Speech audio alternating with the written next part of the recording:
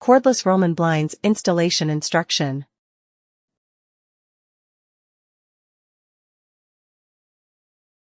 Install the handle in the middle position on the lower rail. Brackets installation needs to avoid springs and string reels. Measure the right and left end for installation positions and mark it.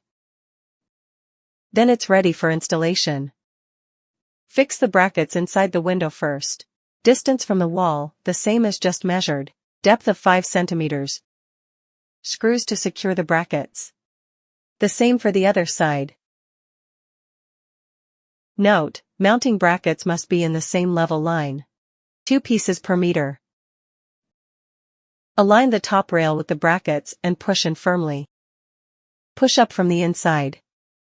Slowly release the grip. If it needs to be removed, push inward hard first. The inside goes down. Then just take it out slowly. This is the effect of installation.